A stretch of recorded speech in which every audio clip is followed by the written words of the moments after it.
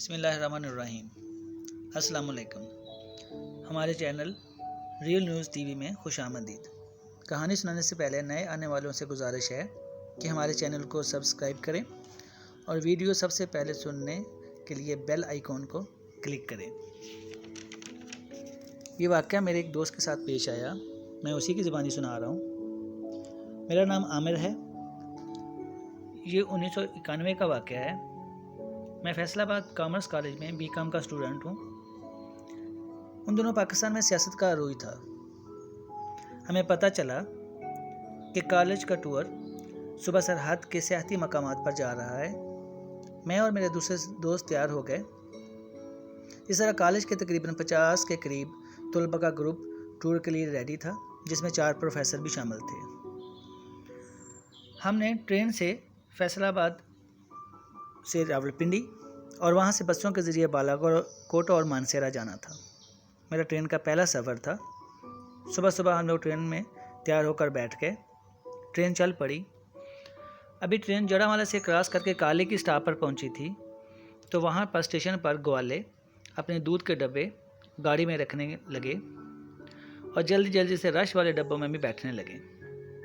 इस दौरान हमारे कॉलेज के कुछ लड़कों ने उन्हें इस तरह मुसाफिरों के डब्बों में दूध के टीन घुसाने से मना किया, तो इस बात पर उनमें तकरार शुरू हो गई। तकरार थोड़ी ज़्यादा बड़ी तो बात हाथापाई तक आ गई और इस तरह लड़ाई हो गई, जिसमें वो 2-3 थे और हमारे लड़के 15 से ज़्यादा थे। हमारे लड़कों ने उनको ज़्यादा मार दिया। फिर जैसे क़यामत ही आ गई। पूरा स्टेशन हमारे ट्रेन पर आ पड़ा। वो ऐसे मार रहे थे जैसे हम कोई बहुत बड़े मुजरम हैं। क्या मर्द, क्या औरत, क्या बच्चे, तमाम लोग डंडे, पत्थर और जो कुछ उनके हाथ में था लेकर ट्रेन पर पल पड़े।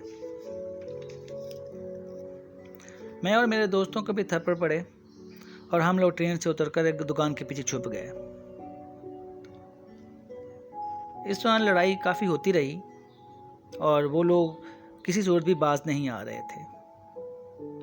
हमारे काफ़ी लड़के ज़ख्मी हुए और फिर तकरीबन 2 घंटे के बाद पुलिस और कुछ मुअज़्ज़ज़ लोगों ने उनको समझाया, उनकी मिन्नत अल्लाह किया और इस तरह उनसे रिक्वेस्ट की और हमारे प्रोफेसर ने उनसे माफ़ी मांगी और उनको कुछ पैसे भी दिए। आखिरकार मामला निपट गया और ट्रेन फिर से चल पड़ी। हम शाम 4 बजे के करीब रावलपिंडी पहुँचे और वहाँ रुकने की बजाय हम सब ने बालाकोट जाने को तरजीह दी, ताकि एक दिन भी ज़ाया ना हो और हम अपना सफ़र बखैर व आफ़ियत कंप्लीट कर लें।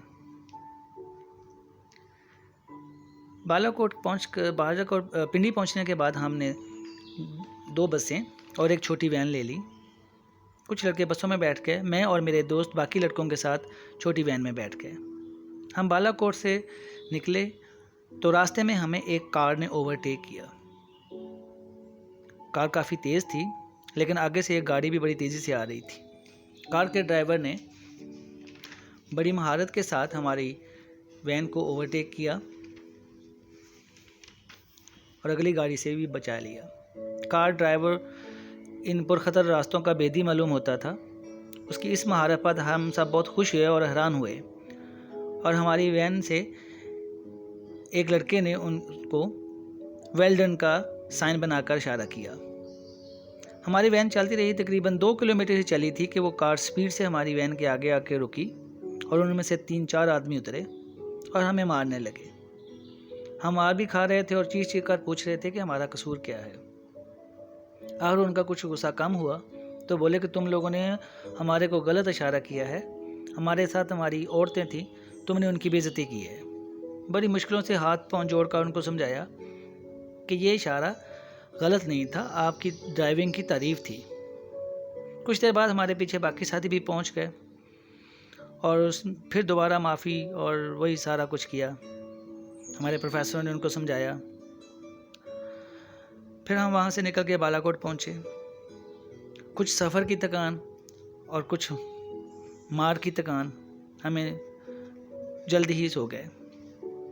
अगले दिन नाश्ता करके हम लोग बैठे तो हमें बताया गया कि दोपहर तक हम यही रहेंगे और फिर मानसरा की तरफ सफ़र करेंगे। दोपहर का खाना खाने के बाद कुछ लड़कों ने शाम को सफ़र करने की मुखालफत की, मगर तंजीम के कुछ लड़के और प्रोफेसर हज़रात ने कहा कि बेहतर है कि हम निकल पड़ें ताकि पूरा दिन मानसेरा में गुजारें।